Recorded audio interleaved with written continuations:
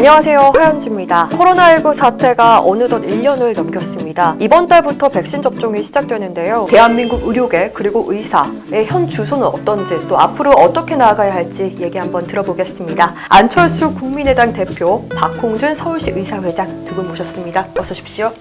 안녕하세요. 안녕하십니까. 네, 반갑습니다. 네, 안철수 대표님은 좀 요즘 바쁘십니다. 왜냐하면 서울시장 출마 때문에. 네, 괜찮으십니까? 네, 열심히 최선을 다해서 많은 분들 만나고 있습니다. 네, 박홍준 회장님께서는 재난의료지원팀 단장을 맡고 계시지 않습니까? 정말 많은 의료진이 애쓰고 있습니다. 단장으로서도 책임감을 느끼실 것 같아요. 네, 저희 대한의사협회에서 작년 12월에 이제 시작을 했죠. 이제 3차 대유행 시작되면서 곳곳에서 사실 의료인이 부족하다 이런 이제 메시지를 받았습니다. 가만히 생각을 해보면은 의사의 본성, 저희 의사의 본성이란 것이 아픈 사람이 있다. 그러면 가만히 있지는 못합니다.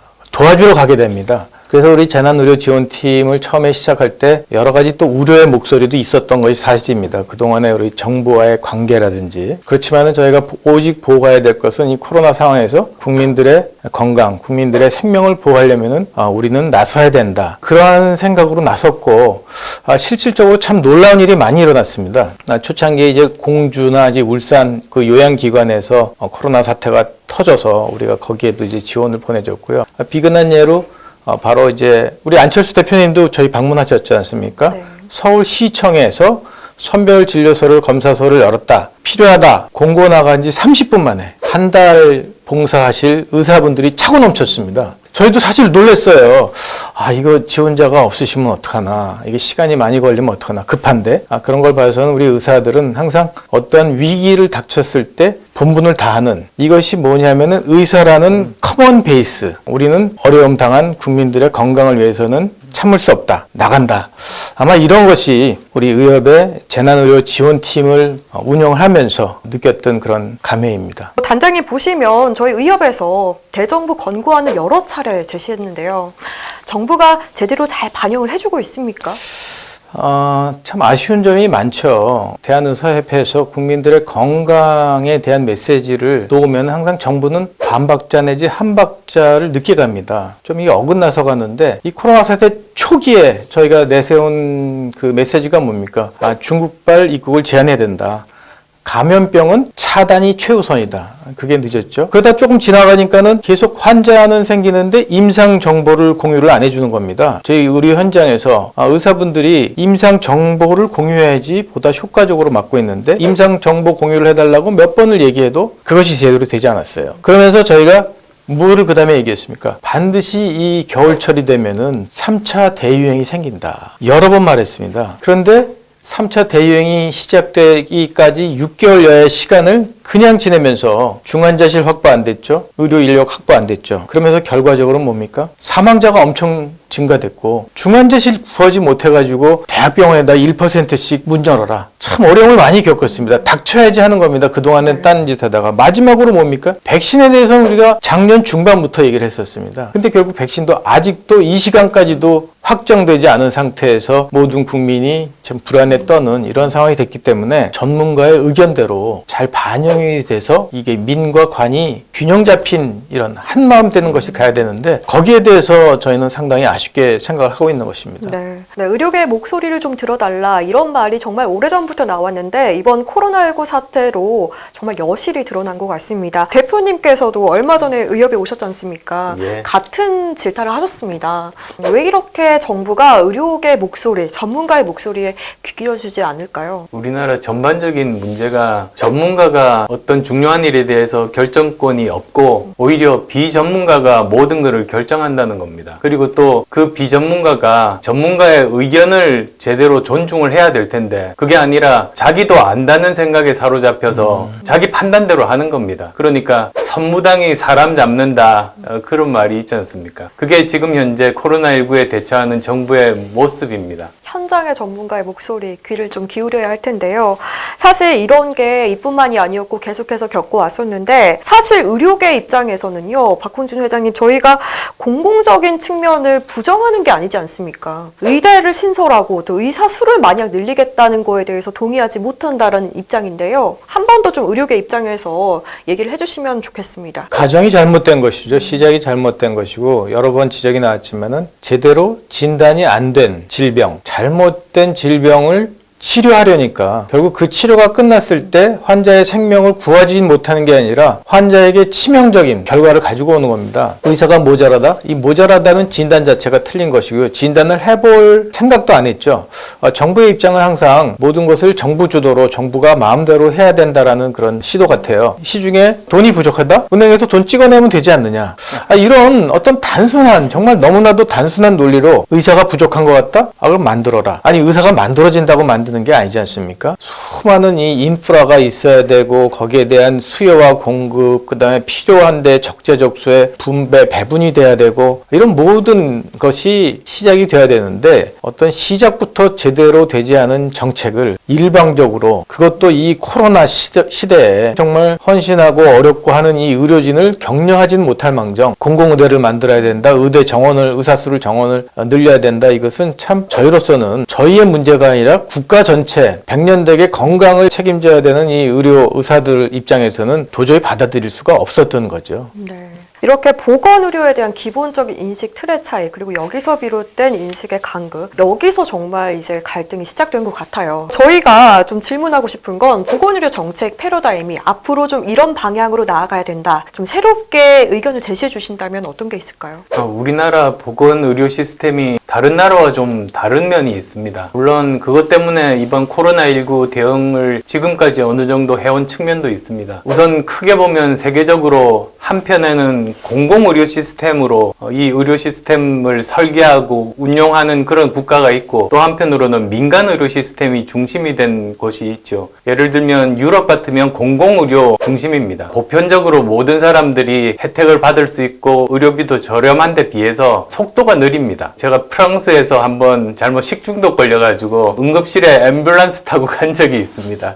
근데 한번 그 혈액 검사를 하는데 4시간, 5시간 그 정도 걸렸습니다. 굉장히 느립니다. 또 다른 한편에서는 미국 같으면 대표적으로 민간 의료 중심 아니겠습니까? 거기는 속도는 빠릅니다. 그런데 워낙 의료비가 고가여서 돈이 없어서 병원 못 가서 죽는 사람들이 생기는 그런 나라 아닙니까? 그래서 또 이번에 사망자가 많이 발생을 했는데요. 우리나라는 복합 시스템입니다. 그러니까 처음부터 의도를 가지고 만든 건 아니었던 것 같아요. 먼저 전체적으로 공공에서 이 의료 시스템들을 관리를 하고 건강보험도 국가에서 관리하지 않습니까? 그런데 실제로 일을 하는 것은 모두 다 민간에서 맡아서 합니다. 그러다 보니까 많은 국민들이 보편적으로 의료 서비스를 받을 수 있고 굉장히 빠른 속도로 의료인들의 헌신으로 코로나19에 대해서 대응을 해왔습니다만, 이런 것들을 놓고 보면 국가가 해야 될 일이 몇 가지가 있습니다. 우선 첫 번째는 공공의료에 투자를 해야 됩니다. 또 두 번째는 우리나라 건강보험 수가가 현실화가 돼야 됩니다. 필수 진료 과목들에 대한 전문의들을 기를 수 있는 그런 수가 체계로 바꿔야지 되겠죠. 그 다음 또 세 번째로는 보건의료의 세계적인 트렌드를 미리 예측을 해서 거기에 맞는 그런 정책들을 미리미리 준비를 하는 게 우리나라가 굉장히 부족합니다. 네, 알겠습니다. 또 지금 현재 또 의료계에 있는 박홍준 회장님께도 같은 질문 드리고 싶은데요.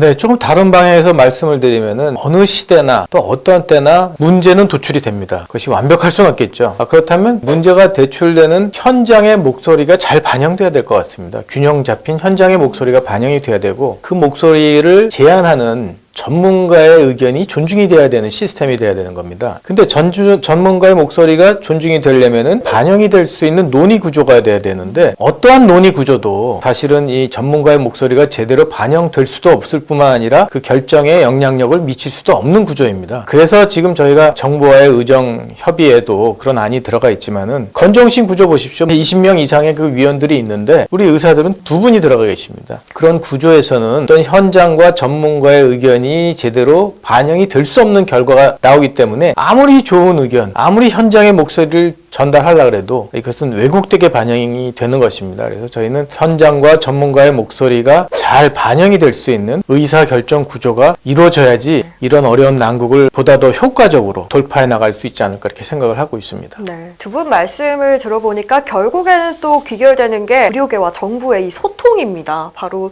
뭐 논의구조 얘기하셨고 이런 의견들이 좀 반영이 돼야 할 것 같은데요. 앞으로 의료의 이 미래를 전망하기 위해서 바로 이런 소통도 중요하고 또 장본인인 의사들의 역할도 중요할 것 같습니다. 앞으로의 의사의 역할 좀 어떻게 바라보십니까? 저는 지금 의대 다니고 있는 후배들께도 말씀드리고 싶은 것이 정말로 의사로서의 역할이 중요하죠. 그런데 뿐만 아니라 지금은 우리나라에 인재들이 다 의대로 모이고 있지 않습니까? 그러면 그건 또 사회를 위해서 봉사를 할 책무도 있는 겁니다. 그래서 저변을 좀 더 넓혀서 다른 분야로 진출하는 것도 저는 우리 사회를 위해서 굉장히 도움이 된다는 생각이 듭니다. 그런 말이 있지 않습니까? 창조적인 아이디어는 경계에서 나온다는 이야기가 있습니다. 사실 세상은 하나인데 사람들이 임의에 의해서 이렇게 나누는 거죠. 이쪽은 과학 분야, 이쪽은 뭐 인문 분야, 이쪽은 예술 분야. 그런데 사실은 세상은 그렇지 않거든요. 그래서 이 경계 부분, 여기서 아이디어들이 나오게 됩니다. 예를 들면 의학을 하면서 글 쓰는 재주가 있는 사람은 뭐 대표적으로 마이클 크라이튼 있지 않습니까? 그 다음에 또 의학과 법학이 만나면 거기서 할 수 있는 영역들이 또 많이 생깁니다. 의료 소송에 참여하는 변호사가 될 수도 있고 이렇게 의사들이 널리 진출을 해서 우리 사회에 보탬이 되는 사람이 되면 좋겠다는 바람입니다. 네,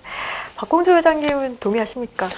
얼마 전에 재미있는 분들과 점심 식사를 한번 했습니다. 의연회라고 있습니다. 네. 의사가 인연이 돼서 만난 사람들. 그날 이제 점심 먹을 제약 회사를 하시는 우리 사장님, 또 언론에서 글을 열심히 쓰신 기자님, 또 법조계에서 변호사를 하시는 분들, 이런 분들이 다 의사십니다. 이런 많은 사회에서의 그 역할을 의사라는 공통된 분모 속에서 색깔을 내시는 분들이 많이 계셔요. 그분들이 하시는 말이 수재들은 다 의과대학을 온다. 그 수재 중에서 1% 되는 수재들이 의연회로 모인다. 그러더라고요.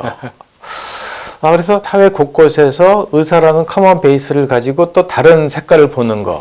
이 다이아몬드가 여러 가지 면에서 빛을 발하지 않습니까? 그 의사라는 공통된 면에서 여러 가지 면에 빛을 발하는 거. 그런 거는 저는 상당히 아주 의미가 있고 앞으로 더 다변화되는 세상에서 4차 산업시대에 더 많은 의사분들이 아마 그렇게 빛을 내리라고 생각을 합니다. 저희가 또 뭐 코로나 사태를 통해서 사실 뭐 첨단기기 또 신약이라던가 백신 관련해서 여러 가지 분야에 좀 관심이 쏠리고 있는데요. 이 부분은 사실 또 의료 분야이기 때문에 무엇보다 의사의 역할이 중요한 것 같습니다. 그런데 여전히 인력난에 허덕이고 있는 것 같아요. 정책적으로 좀 어떤 지원이 필요할까요? 우선 지금 바이오 산업이 굉장히 많이 이번에 발달을 하고 있습니다. 그런데 불행하게도 우리나라가 신약을 개발한다든지 또는 스스로 백신을 만든다든지 하는 역량이 떨어지는 게 사실입니다. 장기적인 안목으로 바이오 산업에 투자를 하는 게 정부 차원에서 필요하고요. 그리고 또 이 바이오 산업 자체도 여러 분야와 접목이 됩니다. 특히 IT 분야, 정보통신기술과 이 바이오 분야가 만나면서 또 새롭게 할 수 있는 많은 분야들이 생깁니다. 단백질의 3차원 분자 구조를 시뮬레이션을 한다든지 그리고 또 유전자 분석에도 이제는 슈퍼컴퓨터, 클라우드 컴퓨팅 이런 것들이 굉장히 필수적이거든요. 그래서 그런 분야에 대한 제대로 된 방향을 잡고 정책을 만드는 일들 이런 것들이 중요하겠고요. 그리고 또 바이오 산업 분야가 다른 분야보다 좀 경영자가 부족합니다. 경영 쪽에 인재 풀을 만드는 일들, 인재를 만드는 일은 국가가 해야 되는 일이지 않습니까? 이런 쪽에 대한 국가의 관심이 절실할 때죠. 네, 맞습니다. 박공주 회장님도 크게 공감하시는 것 같은데. 네, 아주 전적으로 공감을 하고요. 정부는 이렇게 첨단 4차 산업, IT, 미래 의료에 대한 투자와 더불어서 인프라를 구축을 잘 해야 된다고 생각합니다. 양축으로 가야 되고 또 하나 저희가 이제 의료계에서는 상당히 여러 가지 우려의 목소리도 있습니다. IT가 점점 그쪽으로 많이 가면서 클래식한 진료 이런 것에 대한 어떤 우려도 많거든요. 그래서 저는 IT가 의료에 도움이 돼야지 의료계가 IT 발전하는 도구로 사용돼서는 절대로 안 된다. 그렇게 생각을 합니다. 의료를 이용해서 IT 산업이 발달되겠다라는 그런 접근은 정말 위험하고 이것이 정말 이 의료에 어떠한 재앙이 될지도 모르기 때문에 저희가 방향을 설정을 잘해서 IT를 통한 의료의 발전이 돼야 되겠다 이렇게 생각을 합니다. 국가적인 또 감염병 사태에서 이런 부분들이 더욱더 중요성이 부각되면서 의료인들의 역할을 좀 다시 한번 짚어주신 것 같습니다. 네, 오늘 두 분 좋은 말씀 고맙습니다. 네, 감사합니다.